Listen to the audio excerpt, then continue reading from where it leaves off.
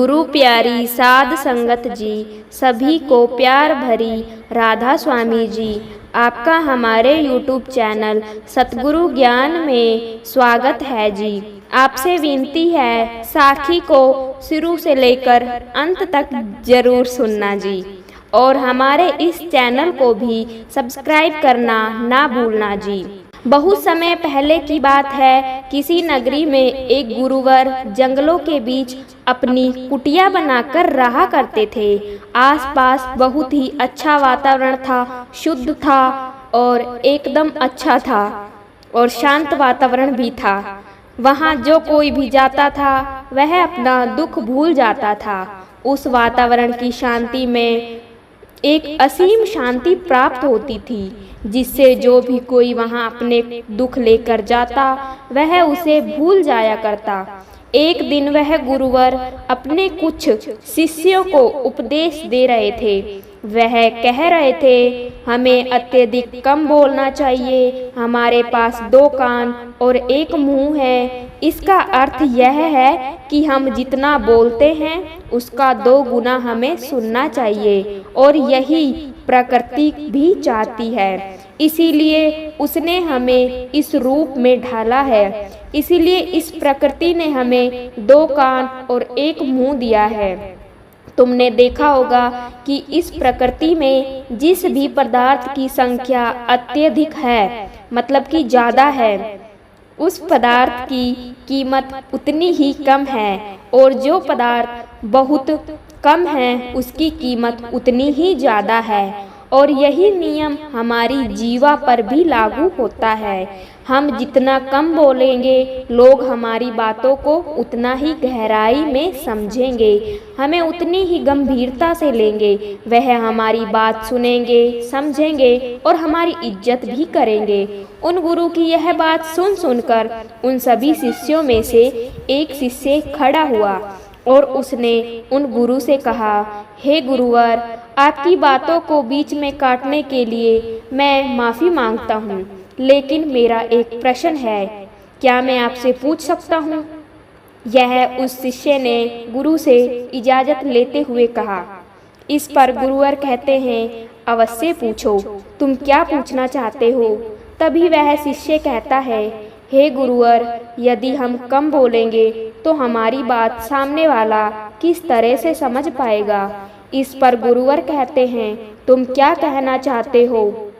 तभी शिष्य उन गुरुवर से कहता है, गुरुवर, मान लीजिए कि मुझे किसी को उपदेश देना है या कोई बात कहनी है, और मैं उस उपदेश या बात को थोड़ा ही बताता हूँ, अर्थात कम बोलता हूँ, तो भला वह बात उन लोगों को किस तरह से समझ में आएगी? और यदि मैंने उनसे कम शब्द कहे, कम बातें कही और उन लोगों को वह बात समझ नहीं आई, तो वह लोग मुझे गलत समझेंगे, या फिर यह भी हो सकता है कि वह लोग मेरी बातों का गलत मतलब निकालें और मेरा मजाक भी बनाएं। और हमने अक्सर अपने आसपास यह भी देखा है कि जब भी कोई झगड़ा करता है, मारपीट करता है, ऐसे समय पर जो व्यक्ति शांत रहता है, कम बोलता है, लोग उसे डरपोक समझते हैं, उसे मारते पीटते भी हैं, उसे डरपोक समझकर उसका उपहास करते हैं, उसका फ़ायदा भी उठाया जाता है, उसे अपशब्द और पता नहीं क्या क्या भी बोला जाता है। लेकिन वह कम बोलने वाला व्यक्ति उनसे कुछ नहीं कह पाता। इसीलिए हे गुरुवर, तो ऐसे समय पर भी क्या हमारा कम बोलना उचित होगा? तभी गुरुवर मुस्कुराने लगे और अपने उस शिष्य से कहते हैं, मैं तुम्हें एक कहानी सुनाता हूँ। इस कहानी के जरिए तुम्हें तुम्हारे सभी सवालों के जवाब तुम्हें अवश्य मिल जाएंगे। इस कहानी को बड़े ही ध्यानपूर्वक सुनना, इसे समझने का प्रयास करना। बहुत समय पहले की बात है, एक छोटा सा राज्य था। उस राज्य का राजा अत्यधिक धनवान था। उसके पास किसी चीज़ की कोई कमी नहीं थी। उसके पास धन दौलत बहुत ही ज़्यादा थी। उसका परिवार, उसका राज्य बहुत फला फूला हुआ था। प्रजा अपने राजा से बहुत खुश थी। प्रजा हमें अपने राजा का गुणगान किया करती थी। एक दिन राजा भरे राज दरबार में यह ऐलान करता है, यह कहता है कि जो भी व्यक्ति मेरे मन की बात मुझे साफ और स्पष्ट तौर पर बता देगा, मैं उसे 100 सोने के सिक्के इनाम में दूंगा। राजा ने जो ये ऐलान किया था, यह बात पूरे राज्य में फैल गई। राज्य के हर कोने से बड़े बड़े विद्वान, बड़े बड़े पंडित, बड़े बड़े ज्ञानी सभी राज दरबार में उपस्थित होने लगे। कोई कहता कि हे राजन, आप बहुत धनी हैं, आपके पास बहुत धन दौलत है। तो कोई कहता आप बहुत विद्वान हैं। कोई उनकी राज्य की प्रशंसा करता तो कोई उनकी गुण गाता। कोई उनकी प्रजा के बारे में कहता तो कोई इनकी ज्ञान की बातें करता। लेकिन सभी की बातें सुनकर राजा केवल एक ही बात कहता था, नहीं, इनमें से कोई भी बात मेरे मन में नहीं है, इनमें से कोई भी बात मेरे दिल की है ही नहीं। सभी ने बहुत प्रयास किए, सभी ने बहुत अच्छी अच्छी बातें उन राजा को बताई, लेकिन राजा हर बार केवल एक ही बात कहता था कि जो भी बातें आप लोग ने कही है, ऐसी कोई भी बात मेरे मन में है ही नहीं। यह बात सुनकर वहां पर उपस्थित सभी लोग बहुत निराश हो चुके थे। किसी को कुछ समझ नहीं आ रहा था कि आखिर राजा के मन में और राजा के दिमाग में चल क्या रहा है। राजा किस बात से प्रसन्न होंगे और कैसे उन्हें वह 100 सोने के सिक्के प्राप्त होंगे। जहां एक तरफ राज दरबार में बड़े बड़े विद्वान, पंडित, साधु उपस्थित थे, वहीं दूसरी तरफ उसी नगर में एक गरीब ब्राह्मण भी रहता था। एक दिन उसकी पत्नी उस ब्राह्मण से कहती है, आप यहाँ बैठे बैठे क्या कर रहे हो? राज दरबार में जाओ, राजा ने ऐलान किया है कि जो भी उनके मन की बात उन्हें बताएगा, उन्हें वह 100 सोने के सिक्के इनाम में देंगे। यह बात सुनने के बाद से बड़े बड़े विद्वान, बड़े बड़े पंडित और बड़े बड़े साधु ज्ञानी राजा के दरबार में उपस्थित हैं और उन्हें तरह तरह की बातें बता रहे हैं। आप भी वहां क्यों नहीं जाते? आप भी वहां जाओ, राजा को उनके मन की बात बताओ ताकि राजा प्रसन्न हो सके और आपको इनाम में 100 सोने के सिक्के दें। अपनी पत्नी की यह बात सुनकर ब्राह्मण कहता है, तुम मूर्ख हो क्या? वे लोग राजा के बड़े खास लोग हैं, वे बड़े विद्वान हैं, पंडित हैं, ज्ञानी हैं, उनके सामने भला मैं क्या हूँ? वह काम बड़े बड़े पंडितों का है, बड़े बड़े साधुओं का है, जिसने भी इस दुनिया का बहुत सारा ज्ञान अर्जित किया होगा, यह उसी के बस की बात है, मेरे बस की नहीं। मैं भला राजा के मन की बात किस तरह समझ सकता हूँ? हम गरीब हैं और हमें उस राज दरबार में जाने के लिए भी अनुमति नहीं है। ऐसे में तुम मुझे उस राज दरबार में भेजना चाहती हो? यदि मैंने उनके मन की बात कह भी दी तो वो भला हमें 100 सोने के मोहरे क्यों देंगे? अपने पति की यह बात सुनकर उसकी पत्नी कहती है, ओहो, मुझे कुछ नहीं पता, आप उस राज दरबार में जाइए और जैसा मैं कहती हूँ बिल्कुल वैसा ही कीजिए। जब आप उस राज दरबार में जाएंगे, राजा जब आपकी तरफ देख रहे होंगे, तब आप पूर्व दिशा की तरफ अपनी एक उंगली उठा देना और मुझे पता है कि राजा बहुत समझदार हैं, वह बहुत प्रसन्न हो जाएंगे, वे आपकी बात जरूर समझ जाएंगे और आपको 100 सोने के सिक्के इनाम में दे देगा। अपनी पत्नी की यह बात सुनकर वह ब्राह्मण जोर जोर से हंस पड़ता है और कहता है, अरे तुम मूर्ख हो गई हो क्या? तुम्हें क्या लगता है कि पूर्व दिशा में मेरी एक उंगली उठाने से राजा मुझे 100 सोने के सिक्के दे देगा? और वहां पर जो बड़े बड़े विद्वान हैं, पंडित हैं, साधु हैं और जो ज्ञानी बैठे हुए हैं, वह लोग चुपचाप केवल नजारा देखते रहेंगे, क्या वह कुछ नहीं कहेंगे? इस पर उस ब्राह्मण की पत्नी कहती है, मैंने आपसे जितना कहा है आप बस उतना कीजिए और आप देखेंगे कि राजा आपको 100 सोने के सिक्के इनाम में दे देंगे। ब्राह्मण की पत्नी ने जैसे तैसे अपने पति को मनाया। अगले ही दिन ब्राह्मण राज दरबार में उपस्थित होता है। वह ब्राह्मण बहुत ही डरा हुआ था। इतने लोगों की भीड़ को देखकर वह बहुत डर रहा था, लेकिन वह अपनी पत्नी की बात मानकर उस राजमहल में उपस्थित हो जाता है। जैसे ही राजा की नजर उस ब्राह्मण पर पड़ी, वह ब्राह्मण अपनी पत्नी की बात मानते हुए अपनी एक उंगली को पूर्व दिशा की तरफ उठा देते हैं। यह देख राजा बहुत प्रसन्न होता है और राजा तुरंत ही उसे 100 सोने की मोहरें इनाम में दे देता है। यह सब देखकर वहां पर उपस्थित बड़े बड़े विद्वान, पंडित, साधु, ज्ञानी सभी लोग आश्चर्यचकित रह गए कि आखिर ऐसा क्या कह दिया जो राजा को बहुत अच्छा लगा, राजा को इतनी खुशी मिली। हर कोई यह सोचकर हैरान था कि इस ब्राह्मण ने तो केवल एक उंगली ही उठाई थी और इसे 100 सोने की मोहरें मिल गई। यह सब देखकर वहां पर उपस्थित हर कोई अचरज में था और वह ब्राह्मण अपने 100 सोने के सिक्के लेकर अपने घर लौट गया और खुशी खुशी 100 सोने के सिक्के अपनी बीवी के हाथ में रख देता है और कहता है, राजा ने मुझे 100 सोने के सिक्के इनाम में दिए हैं और जैसा कि तुमने कहा था, मैंने पूर्व दिशा की तरफ केवल एक उंगली उठाई थी, लेकिन मैं अब तक यह समझ नहीं पाया कि इसका अर्थ क्या हुआ। उस राजा को मेरी इस एक उंगली से क्या समझ में आया।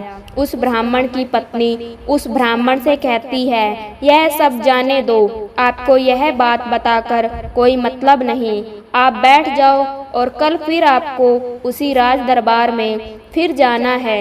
यह सुनकर वह ब्राह्मण कहता है, कल फिर जाना है? नहीं नहीं, मैं नहीं जाऊंगा। वैसे भी आज सभी लोग मुझे बहुत अजीब तरीके से देख रहे थे। ना बाबा ना, मैं नहीं जाऊंगा। लेकिन जैसे तैसे उसकी पत्नी उसे समझा लेती है। अगले दिन ब्राह्मण एक बार फिर तैयार हो जाता है और अपनी पत्नी से पूछता है, अच्छा बताओ आज मुझे क्या करना है। तभी उस ब्राह्मण की पत्नी कहती है, आज आपको पश्चिम दिशा की तरफ अपनी एक उंगली उठानी है। अपनी पत्नी की बात मानकर फिर से एक बार राजमहल पहुंच जाता है। जैसे ही राजा की नजर उस पर पहुंचती है, वह ब्राह्मण अपनी एक उंगली पश्चिम दिशा की ओर उठा देता है। यह देखकर राजा एक बार फिर से प्रसन्न हो जाता है, उसे बहुत ही खुशी मिलती है। राजा उन्हें 100 सोने के सिक्के फिर से गिफ्ट में दे देता है। यह सब देखकर वहां पर उपस्थित हर कोई बड़ा ही हैरान था, बड़ा ही आश्चर्यचकित था। वहां पर उपस्थित हर कोई बड़ा हैरान था, हर कोई अचरज में था कि आखिर यह सब हो क्या रहा है। हम यहाँ पर अच्छी अच्छी बातें बता रहे हैं, राजा को तरह तरह का ज्ञान दे रहे हैं, लेकिन राजा उससे प्रसन्न नहीं हो रहे। और यह ब्राह्मण है कि केवल एक उंगली उठाता है और राजा उसकी बात से खुश हो जाते हैं, उसे 100 सोने के सिक्के गिफ्ट में दे देते हैं। और तो और यह कुछ बोलता भी नहीं, चाप आता है, उंगली उठाता है, इनाम लेता है और चला जाता है। हर कोई केवल बस यही जानना चाहता था कि आखिर उस ब्राह्मण को ऐसा कौन सा ज्ञान है जो उनके पास नहीं। अगले दिन फिर से वह ब्राह्मण राज दरबार में आता है और अब की बार वह अपनी उंगली उत्तर दिशा की तरफ उठाता है और अब की बार भी राजा प्रसन्न होकर उसे 100 सोने के सिक्के इनाम में दे देते हैं। यह सब देख देख कर वहां पर उपस्थित हर कोई बड़ा बड़ा विद्वान थक चुका था।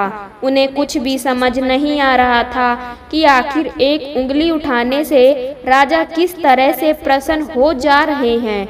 यह बात देखकर हर किसी ने यह तय किया कि अब यह उंगली उठाने से ही उन्हें इनाम मिल सकता है, तो वह राजा के सामने बड़ी बड़ी बातें क्यों करें, बड़ा बड़ा ज्ञान राजा क्यों बताए। उससे अच्छा है कि वह सब मिलकर एक ही दिशा की तरफ उंगली उठाएंगे। सभी ने मिलकर यह तय कर लिया था। अगले दिन सुबह सुबह ब्राह्मण फिर से राज दरबार में आने के लिए तैयार हो रहा था और वह अपनी पत्नी से पूछता है, बताओ आज मुझे क्या करना होगा। इस पर उसकी पत्नी कहती है, आज आपको कुछ नहीं करना, आज आपको राज दरबार राजा के पास जाना ही नहीं है, आज घर पर ही बैठो। उस दिन सभी ब्राह्मण, सभी विद्वान, सभी साधु संत वहां पर उपस्थित थे। राजा के आते ही सब खड़े हुए। जैसे ही राजा की नज़र उनसे मिली, सभी ने दक्षिण दिशा की तरफ अपनी उंगली उठा दी। यह देखकर राजा को बड़ा क्रोध आया। राजा ने गुस्से में सभी पंडितों को, सभी विद्वानों को कारावास में डलवा दिया। और यह देखकर वहां पर उपस्थित हर कोई, बड़ा से बड़ा विद्वान आश्चर्यचकित था। वह हैरान था कि आखिर हमने ऐसी क्या गलती कर दी। जब वह ब्राह्मण अलग अलग दिशाओं में अपनी उंगली उठाता है तो उसे 100 सोने के सिक्के इनाम में मिलते हैं, और आज जब हमने एक साथ एक ही दिशा की तरफ अपनी उंगली उठाई तो हमने क्या गलत कर दिया। भला राजा क्या समझ रहा है? ऐसा कौन सा ज्ञान है, ऐसा कौन सा राज है जो हम नहीं जानते, जिसके बारे में हम में से किसी को कुछ नहीं पता? यह उंगली करने वाला कौन सा नया ज्ञान है जो हमने आज तक नहीं सीखा, जिसके बारे में हम में से किसी को आज तक कुछ नहीं पता। जब उन विद्वानों की पत्नियों को यह पता चला कि राजा ने उन्हें कारावास में डाल दिया है, तब उनकी पत्नियां राजा के पास विनती करने आई कि वह उन्हें छोड़ दे, उनसे गलती हो गई। लेकिन राजा ने किसी की एक ना सुनी, और जब उन सभी को यह लगने लगा कि राजा उनकी पत्नियों को नहीं छोड़ने वाले, तो वह सभी उसी ब्राह्मण के पास पहुँचे और वहां जाकर उनसे विनती करने लगे, उनसे प्रार्थना करने लगे कि वह उनकी पत्नियों की मदद करे, उन्हें कारावास से बाहर निकाले। राजा ने उन्हें कारावास में डाल दिया है और हमने उनसे कई बार विनती की, आग्रह किया कि वह उन्हें छोड़ दे, उनसे गलती हो गई, लेकिन राजा ने एक ना सुनी। इसीलिए हम सभी आपके पास आए हैं, कृपया हमारी मदद करें। उस ब्राह्मण और उसकी पत्नी ने सारी बातें ध्यानपूर्वक सुनी। उसके बाद उस गरीब ब्राह्मण की पत्नी राज दरबार जाती है, और जैसे ही राज दरबार में राजा की नज़र उस गरीब ब्राह्मण की पत्नी पर पड़ती है तो राजा अपनी 2 उंगलियां खड़ा करता है, और तभी वह ब्राह्मण की पत्नी अपने पैर पर ताली मारती है। यह देखकर राजा तुरंत ही अपने अधिकारियों को आदेश देता है कि जाओ, उन सभी को कारावास से बाहर निकालो। यह सब देखकर वहां पर जो उपस्थित पंडित थे, उनकी हैरानी का कोई ठिकाना नहीं रह गया था। उन्हें यह समझ ही नहीं आ रहा था कि आखिर यह कौन सी विद्या है, ये कौन सा ज्ञान है।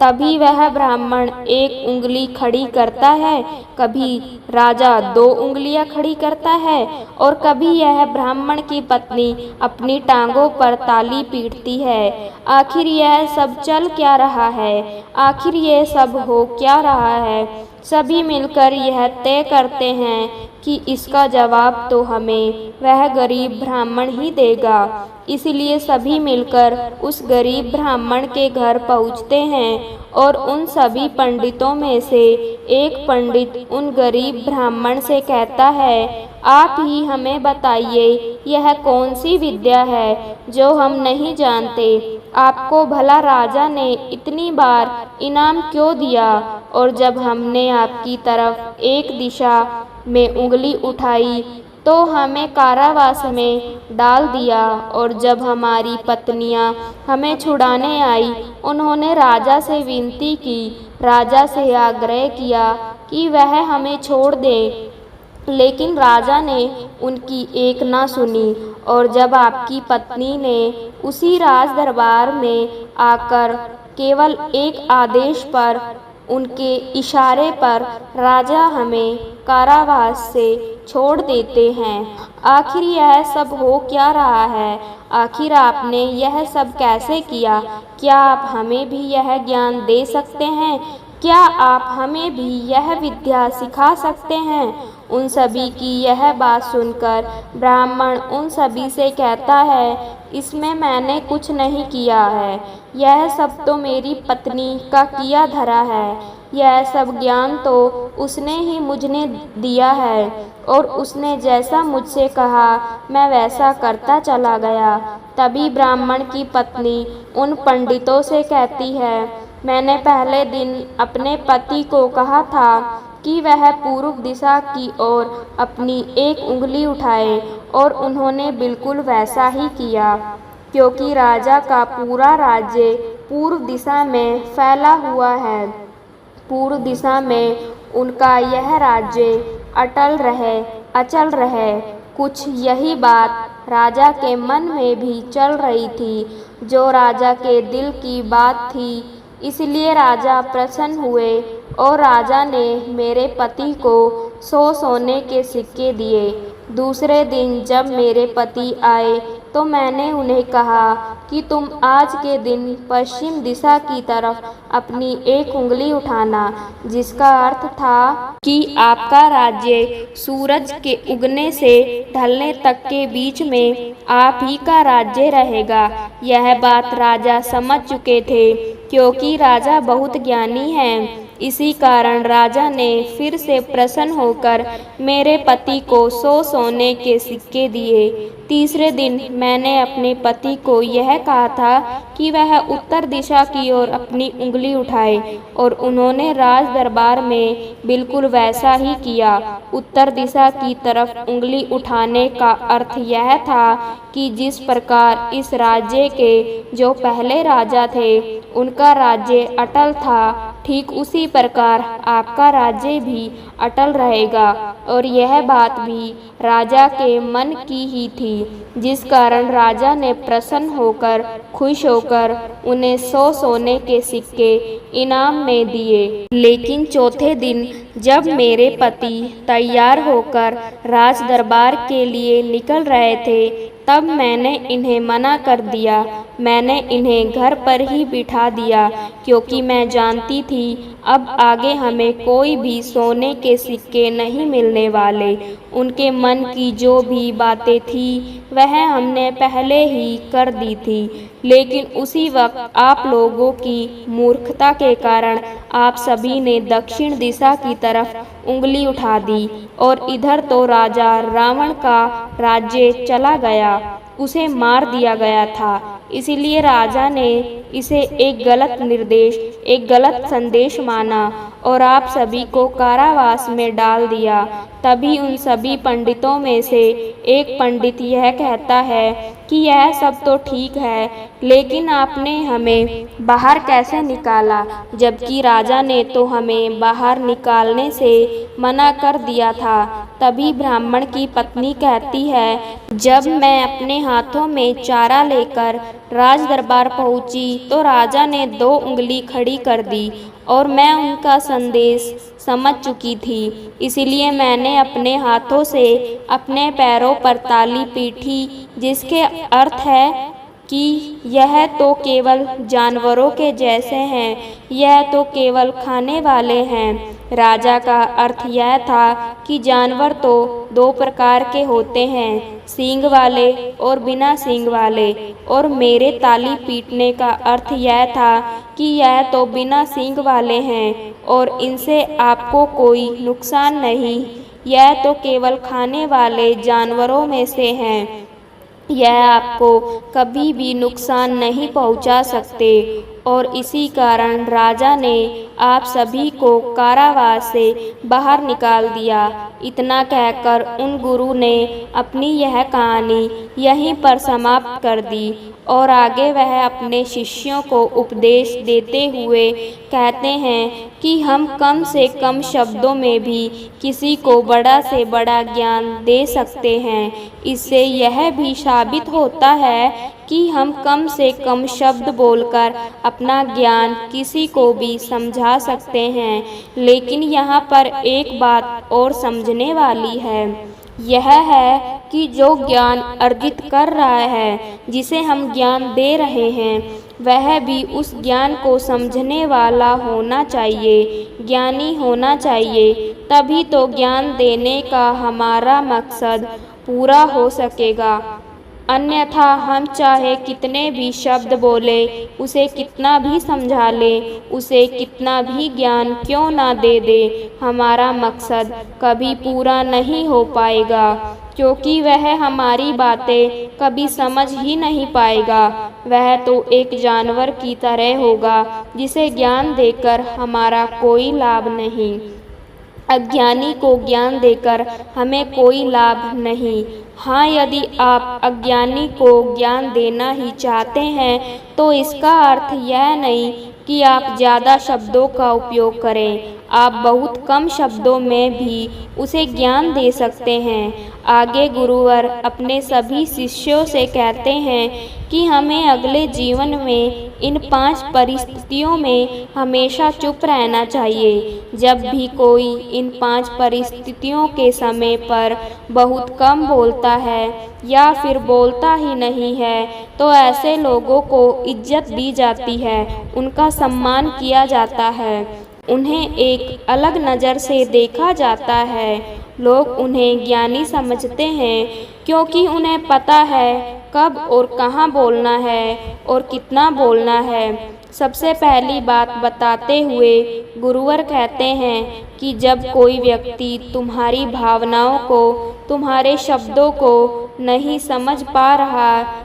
ऐसी परिस्थिति में इंसान का चुप रहना ही उचित है, क्योंकि हम में से अधिकांश लोग बेवजह ही अपने दुख, अपनी पीड़ा, अपनी तकलीफ़ें लोगों के साथ साझा करने की आदत होती ही है, लेकिन वह यह नहीं जानते कि जिन्हें वह अपनी तकलीफ़ें साझा कर रहे हैं, उन्हें आपकी तकलीफ़ों से कोई मतलब नहीं है, तो आपकी तकलीफ़ों का वह फ़ायदा ही उठाना चाहते हैं। वह तो आपकी तकलीफ़ों को सुनकर मन ही मन खुश हो रहे हैं, क्योंकि उन्हें अब यह पता चल चुका है जितना सुखी वह आपको समझते थे, आप अंदर से उतने सुखी है नहीं। आपका सुख चैन लुट चुका है और यह जानकर उन्हें बहुत खुशी होती है। वह बहुत खुश हो जाते हैं और ऐसे समय पर वह आपका साथ भी छोड़ देते हैं, क्योंकि कोई भी एक दुखी व्यक्ति के साथ रहना पसंद नहीं करता। इसलिए जब भी ऐसी कोई परिस्थिति आए, जब आपको लगे कि मुझे अपनी भावनाओं को, अपने शब्दों को किसी के साथ साझा करना चाहिए, तो ऐसे समय पर आप अपने कुछ करीबी खास परिवार के सदस्यों या फिर कुछ ऐसे खास दोस्तों से अपनी बात साझा कर सकते हैं जिन पर आपको पूरा विश्वास हो। और अन्यथा यदि आप किसी और के साथ अपने मन की बात साझा करेंगे तो वह लोग आपको बेवकूफ़ ही समझेंगे और ऐसे समय पर आप केवल मजाक के पात्र ही बनेंगे। दूसरी जगह जहाँ पर हमें चुप रहना चाहिए, जब हमें किसी विशेष मौके के बारे में अधूरी जानकारी हो, किसी विशेष घटना के बारे में जब हम नहीं जानते, जब हमें अधूरा ज्ञान हो, तो ऐसे मौके पर हमेशा चुप रहना चाहिए। हम में से अधिकांश लोगों को यह शौक होता है कि वह अपने ज्ञान का प्रदर्शन करें, लेकिन अधिकांश लोग को आपने देखा होगा कि उन्हें उस विषय के बारे में अधूरा ज्ञान होता है, जिस कारण वह हर समय लोगों के बीच मजाक का पात्र बनते हैं। लोग उनकी खिल्ली उड़ाते हैं, उनका मजाक बनाते हैं और ऐसे व्यक्तियों को लोग कभी गंभीरता से नहीं सुनते, उन्हें कभी गंभीरता से नहीं लेते। जो भी बातें हमने इधर उधर से सुनी है, जिनका हमें ज्ञान नहीं है, उन बातों को लेकर हमें भी दूसरों को नहीं समझाना चाहिए, ना ही अपनी बात को दूसरों से मनवाना चाहिए। आगे गुरुवर अपने शिष्यों को तीसरी बात बताते हुए कहते हैं, जब कोई इंसान किसी दूसरे व्यक्ति की बुराई कर रहा हो तो ऐसे समय पर तुम्हें चुप रहना चाहिए, क्योंकि ऐसा व्यक्ति कभी किसी का नहीं होता। तुम जिस नकारात्मक बातों का हिस्सा बनने जा रहे हो, वह नकारात्मक बातें तुम्हारे मन में प्रवेश करती चली जाएगी और धीरे धीरे यह नकारात्मक बातें तुम पर हावी होने लगेगी और फिर तुम भी उसी की तरह नकारात्मक बातें सुनने, सोचने लग जाओगे और करने भी लगोगे।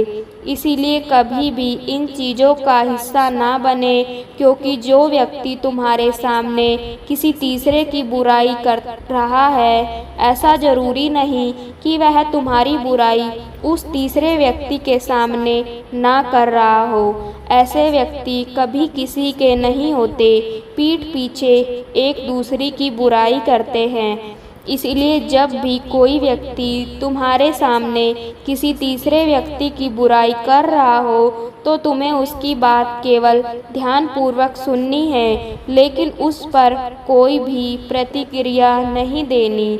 आगे गुरु अपने शिष्य को अगली बात बताते हुए कहते हैं, जब कोई व्यक्ति तुम पर गुस्सा कर रहा हो, तुम पर चिल्ला रहा हो, तुम्हारा अपमान कर रहा हो, तुम्हें भला बुरा बोल रहा हो, ऐसे वक्त पर तुम्हें शांत रहना चाहिए, चुप रहना चाहिए, क्योंकि तुम्हारे मौन से बड़ा और कोई हथियार नहीं। तुम चुप रहकर उसके सभी सवालों का जवाब उसे दे सकते हो, और तो और तुम चुप रहकर उसके गुस्से को शांत करने में उसकी मदद भी कर सकते हो, और ऐसा करने से तुम इस परिस्थिति को और बिगाड़ने से बचा सकते हो। और देखना, जब गुस्सा करने वाला व्यक्ति शांत होगा, जब उसका गुस्सा शांत हो जाएगा, तो उसे अपनी गलती का एहसास भी होगा और वह तुमसे माफ़ी भी मांगेगा। इसलिए तुम्हें ऐसी जगहों पर चुप रहना चाहिए, किंतु तुम्हें हर जगह पर चुप भी नहीं रहना चाहिए। जब तुम्हें लगे कि कोई व्यक्ति गलत कर रहा हो, तो उसका विरोध करो, शांत मत रहो, क्योंकि यदि तुम ऐसी परिस्थिति में चुप रहोगे तो वह तुम्हें कमज़ोर समझेगा, तुम्हें डरपोक समझेगा और तुम्हारी इस कमज़ोरी का फ़ायदा भी उठाएगा। गुस्से का यह जो तरीका है, यह केवल अपनों के साथ ही अच्छा है, जैसे तुम्हारा परिवार, सगे संबंधी, तुम्हारे खास दोस्त, लेकिन हर इंसान के सामने तुम्हें ऐसे नहीं रहना।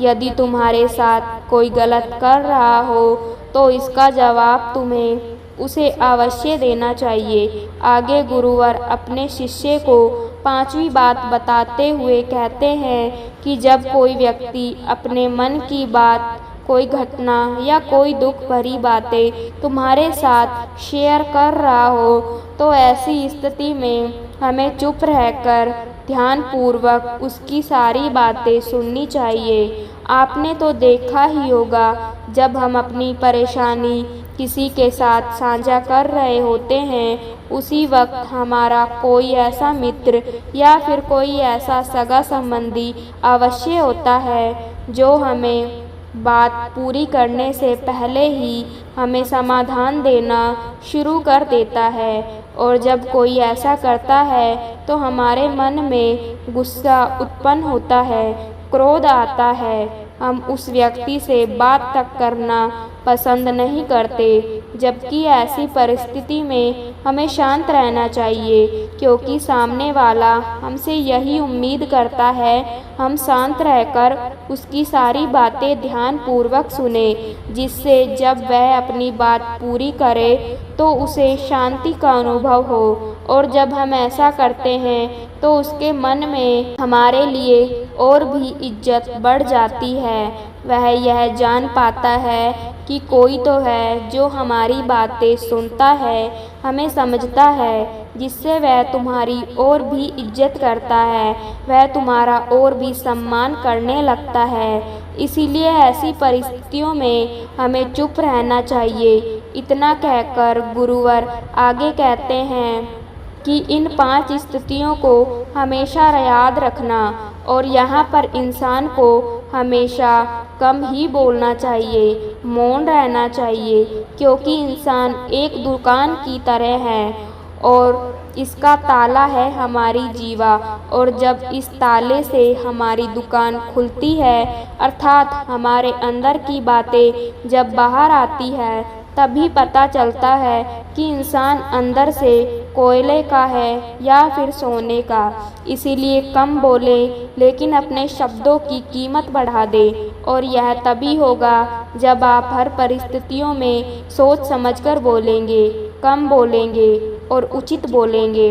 बाबा जी की प्यारी साध संगत जी, उम्मीद है कि आपने आज की इस वीडियो से ज़रूर कुछ ना कुछ सीखा होगा। यह साखी अगर आपको सच में अच्छी लगी हो तो कमेंट में राधा स्वामी ज़रूर लिखिए और साथ साथ अपने शहर का नाम भी ज़रूर लिखिए, जिससे हम जान सकें कि बाबा जी की साखी कहाँ कहाँ से सुनी जा रही है। और ऐसी ही प्रेरणादायक साखी सुनने के लिए चैनल को सब्सक्राइब ज़रूर कीजिए, जिससे कि इस चैनल पर अपलोड की गई